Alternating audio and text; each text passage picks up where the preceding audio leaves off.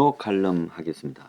제가 어젯밤에 든 생각은 기껏 이꼴 되려고 아둥바둥 그렇게 열심히 살아왔나. 한국 국민들 왜 대다수가 이런 생각을 안 하는지. 자, 이런 고민들을 좀 해봐야 될 때라고 저는 생각합니다. 지금 우리나라 꼴을 한번 보십시오. 이 국민이 지고 있는 가계부채 1869조요. 그리고 자영업자의 이 962조요. 그리고 지금 기업 부채 2000조 가량 됩니다. 자, 기업의 상당수가 솔직히 무늬만 기업이에요. 해외로 나간 기업들 중에 96%가 안 돌아오겠다고 했다고 합니다. 이 나라에는 지금 남은 게 별로 없습니다. 겉으로는 세계 12위 규모의 GNP를 자랑한다 하지만은 1인당 국민 소득으로 보면 실질적으로 30위권 후반 정도 되는데, 과연 우리가 세계 210여 개 나라 중에서 30위권 후반 정도 수준으로 사느냐 물어보면 참 사는 것이 굉장히 각박하지요. 솔직히 말하면 국민 한 80%가 거의 돈이 별로 없습니다. 그리고 집 하나가 거의 재산의 전부고 가진 현금도 별로 없고 노후를 어떻게 보내야 될지 대책이 없는 사람들. 그래서 노인들 3분의 2가 가난하다라는 이야기도 있습니다. 자, 그런데 우리가 그동안에 6, 7, 8, 90년대를 거쳐서 눈부신 경제 성장을 해왔다. 자, IMF 때 좀 얻어맞았고 금융위기 때 주춤했지만은 계속 성장해왔다고 하는데, 이제 성장 자체도 소멸되어 버렸고, 그리고 무엇보다도 일자리가 소멸되어 버렸고, 그 일자리가 전부 자동화니 플랫폼이니 무인 키오스크니 이런 걸로 다 대체되어 가고 있습니다. 그러면 제가 여기서 묻고 싶은 질문은요. 우리의 미래는 누구를 위해서 만들어가는 것일까? 우리의 자식은 우리만큼도 살 수 있을까요? 택도 없지요. 아마 역사상 대한민국에서 제일 잘 사는 연령대가 오늘날 한 50대 안팎의 역사상 제일 잘 사는 세대다. 그러니까 한 30대, 40대를 90년대에 보낸 사람들, IMF 오기 직전에 3, 40대를 보낸 사람. 그래서 지금 60대가 되거나 50대 이런 사람들이 제일 잘 살았다 이러는데, 과연 이 사람들이 제일 잘 살았다고 자부할 수 있는가? 제일 자살한 꼴이 이 정도인가라고 우리가 지금 한번 돌이켜 봐야 돼. 우리의 정치 꼴은 어떤가? 절반이 주사파를 옹호하잖아요. 국민 절반이 주사파를 옹호하고 나머지 국민 절반이요 수국 기득권의 앞잡이들을 옹호합니다. 내 말 틀렸습니까? 국민의힘은 수국 기득권을 대변하는 정당이지요. 저 민주당은요 친북 주사파를 대변하는 정당이라고 저는 생각합니다. 거기에서 대통령까지 나오고 당 대표 하고 있는 이재명, 얼추 대통령 될 뻔했지요. 그 이재명을 한번 보십시오. 저 사람이 가진 사고가 지금 우길기 논쟁이니 친일파 프레임 그런 꼴을 안 보죠.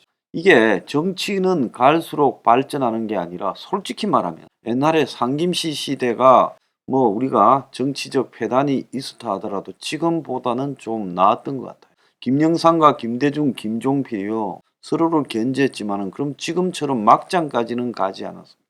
그리고 그들이 계보 정치를 했지만은 지금처럼 저렇게 아무 생각 없이 줄 서지는 않았어요. 계보 안에서도요 거부하는 사람도 있었고 또 계보 안에도 서계보도 있었고 그랬습니다.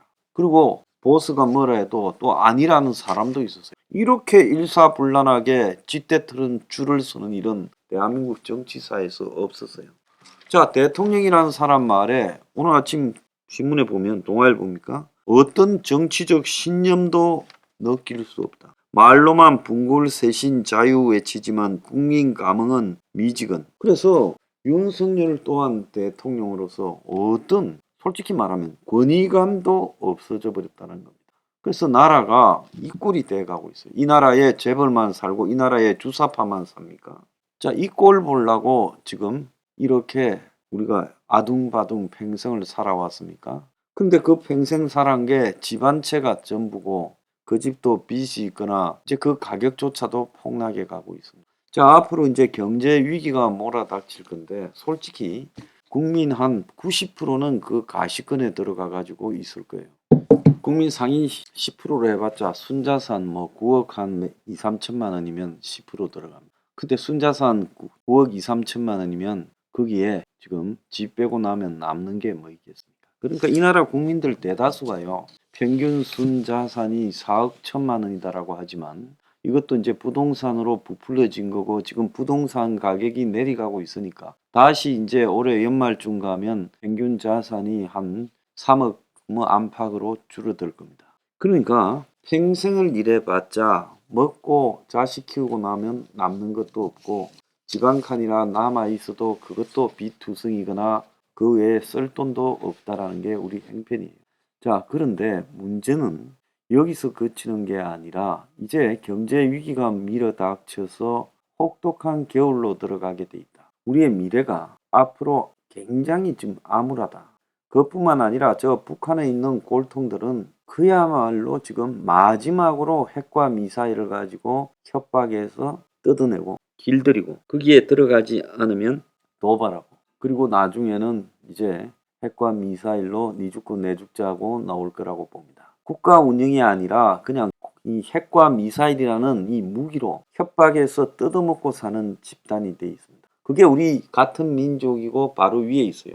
몇십 킬로 밖에 있는 집단입니다. 자, 우리가 지금 객관적으로 우리의 안보적 상황과 경제적 상황 그리고 한국이 지금 처해 있는 이런 위치들을 보면 지금 우리가 그동안에 평생을 살아왔지만 굉장히 이 인생이라는 것이 허망하게 살아왔다. 적어도 솔직히 말하면 가난하더라도 서로가 믿을 수 있고 공유할 수 있고 공정하다고 느끼고 그 속에서 국가가 국민을 갖다가 지켜준다는 신념을 가질 수 있는 그런 상황이라면 지금보다 더 가난하더라도 마음이 좀 편하지 않겠나 이런 생각이 듭니다. 지금 우리 사회의 모습을 한번 보세요. 그야말로 이 돈과 권력이 사회의 척도가 되어서 이 모든 제도와 시스템은 그들 중심으로 돌아갑니다. 지금도요. 이 보수 언론들이나 이런 데 보면 다 플랫폼을 찬양합니다. 그러면서 오늘도 플랫폼에 대해서 규제를 갖다가 이 완화하지 않는 정치권을 갖다가 비판하고 있습니다. 자, 누구를 위한 플랫폼입니까? 자, 대한민국의 기자들이라는 것들은 전부 철학이 없어서 플랫폼 사장들만 국민이고 나머지 국민들은 다 무시해도 좋다라는 겁니까? 그러니까 이제 대한민국의 지식인층이나 오피니언 리더층이나 상류층들이 부끄러운 줄도 모르고 거짓말로 그들만의 게임으로 대중들을 몰아가고 있어요. 자, 부동산이 이렇게 무너지는데 대한민국의 상류층과 언론들은 뭐라고 합니까? 규제 완화를 해서 건설회사들이 용적률, 건폐율, 그리고 각종 청고 문제 전부 확 봐줘서 대량으로 부동산을 개발하면 그래서 공급하면 대한민국의 이 부동산 집 문제가 주거 문제가 해결될 것처럼 거짓말을 하고 있습니다. 이 뭐 세상에서 아주 익숙한 거짓말이죠. 아무리 공급해도 그런 식으로 공급해서는 재벌 건설사가 공급하는 방식으로는 집이 남아서 넘쳐도 대부분은 살 수 없다라는 것. 그건 다 아는 사실이지 않겠습니까? 그래서 결국은 상당수가 원하는 것은 부동산 거품이 꺼져서 반의 반토막이라도 나서 내가 가진 돈으로 살 수 있게 되라. 자, 부동산이 반의 반토막 나면 어떤 사람들은 집을 살 수 있겠지만 그렇게 가는 과정에서 아마 국민의 절반은 집값 때문에 은행에 빌린 돈이 다 고금리 시대에 갚을 수 없는 이 부도난 상황으로 전락하게 될 거라고 보고 있습니다. 애초에요. 국민이 욕망에 사로잡혀 있다 하더라도 국가를 끌어가는 지도자들은 국민에게 욕망이 다가갑니다. 모두가 더불어서 살 수 있고 그래서 연애, 결혼, 출산을 할 수 있고 그래서 사회적 재생산이 이루어지고 또 좀 불편하더라도 플랫폼 없이 그 플랫폼이 빨아들인 일자리들이 다시 토해내서 그것이 거기서 많은 일자리가 양산되는 것이 낫다. 자, 이런 부분에 대한 상식을 가질 수 있어야 돼요. 자, 과거엔 중소기업의 고유업종을 지정했습니다. 그런데 이제는 어떤 상황입니까? 왜 플랫폼이 이것저것 다 집어삼키고 부동산도 집어삼키고 심지어 뭐 의사들, 변호사들까지 집어삼키고 치과의사들도 집어삼키고 건축사도 집어삼키려니까 이들이 반 플랫폼 연대를 만드는 지경이 됐어요. 자, 그럼에도 불구하고 이 사회에 기득권은 플랫폼이 미래다고 말을 하고 있어요. 솔직히 말하면 변호사, 의사들까지 저러는 거 보면 이 플랫폼은 그야말로 나중에 직업의 소멸을 가져오게 될 거라는 겁니다. 우리가 직업의 소멸을 가져온 세상에서요, 플랫폼 하에서 뭘로 살아갑니까? 손가락 빨면 플랫폼이 우리를 먹여주고 태워주고 그렇게 입혀줍니까? 그러니까 누구를 위한 플랫폼입니까? 누구를 위한 기술 발전이고 누구를 위한 혁신이에요? 혁신이 좋은 겁니까? 무조건 기술 발전만 하면 인류는 행복해지고 노동하지 않고도 살 수 있습니까? 그러니까 이런 부분에 대한 철학 자체가 결여되어 있고 국민 대다수도 이런 부분을 고민해 보지 않습니다. 그래서 대한민국의 플랫폼을 처음부터 내놓고 반대한 사람은 황장수 저하고 혁명21밖에 없어요. 그러지 않습니까? 다 그런데 반대하면 마치 산업혁명이 일어나서 기차가 다니고 자동차가 다니는데 말 타고 다니지 않는 놈처럼 취급하지 않았어요. 지금 보세요. 전방위로 플랫폼이 다 빨아먹고 있고 대한민국은 재벌만 삽니까? 왜 대한민국은 재벌만 사냐고요. 과거에는요, 중소기업 고위업종 그리고 마트나 하나 생기려면 지역에 있는 자영업자들을 다 죽인다고 데모도 일어나고 좀 조심하는 맛이라도 있었습니다. 이제 그런 것도 사라져 버렸어요. 노골적으로 해먹습니다. 과거에는 정경유착도요 좀 조심했습니다. 이제요 사모펀드니 무슨 주가 조작이니 기업 인수 합병이니 이런 것들이 전부 정치를 엎고 해먹어 버립니다. 그래서 이제는 이 과거의 이 정치가 이 돈 봉투로 받을 때 솔직히 봉투로 받거나 사과상자로 돈 받아봤자 얼마 받겠습니까? 근데 이제는 정치가 사업을 해버립니다. 코인으로 먹어버리고 사모펀드로 먹어버리고 주식으로 먹어버리고 바이오로 먹어버리고 공매도로 먹어버리고 기업 인수 합병으로 먹어버리고 정부가 가지고 있는 공적 자금이 들어간 기업들을 막 던져줘서 먹어버리고 그래서 옛날 같으면 그야말로 난리가 날 대형 정경유착 스캔들들이 이제는요 권력 잡으면 당연한 듯이 해먹어요. 그래서 제가 지금 우려하는 거는 이 사회는 거꾸로 가고 있다. 이렇게 가다가는 다 공멸이라는 거예요. 누구를 위해서 우리가 이렇게 살아야 됩니까? 그래서 이 사회에 종북, 친북만 있는 것도 아니고 이 사회에 재벌과 플랫폼만 있는 것도 아니다. 모든 것은 사람을 중심에 놓고 봐야 된다.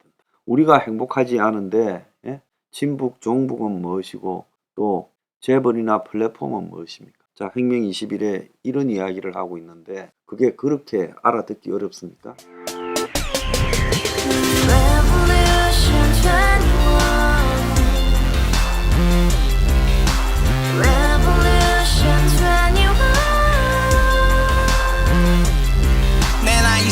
월세 30 코인빚만 300 서울에 온지 벌써 10년 아둥바둥 버텼지만 여전히 난 반지 하에 제왕 곰팡이 연문제약 내비랭 깡통망통 완전히 폭망 고시원 창문만큼 작아진 내 꿈 연애 결혼 내 집 모든 게 헛꿈 1년 전 떠난 여친 울며 말했지 같이 써봤자 평생 가본 게 꼭꼭꼭하지 가바후스 700 나도 소유주 가바후스 700 나의 소유주 택시기사 우라부지 마트 캐셔 우라무니 우리 집안 다 털어봤자 후줄 그래 개선민 내 미래 거기서 팍 끝난 거지 팍더 이상 노력 따윈 괴물이 스펙 찾아 쌈말리 비오는 날 알바 잘려 맨날 학원 날 개쳐 발려 밤비 내리는 양화대교 홀로 걷고 있을 때 현수막에 아로 새겨진 평당 700짜리 아파트 다같이 소리 질러 혁명 21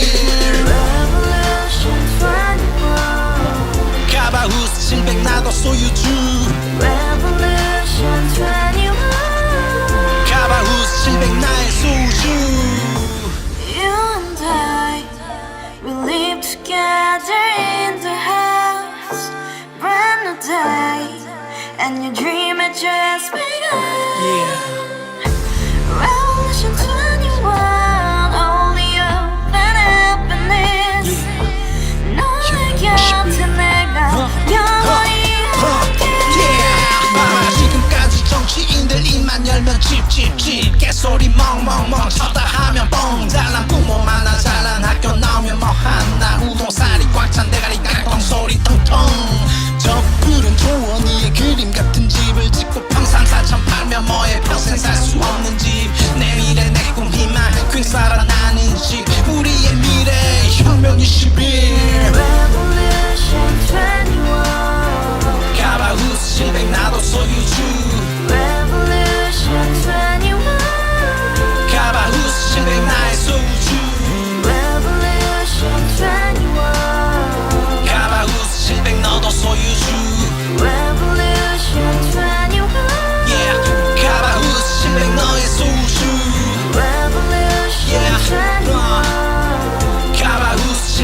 소유주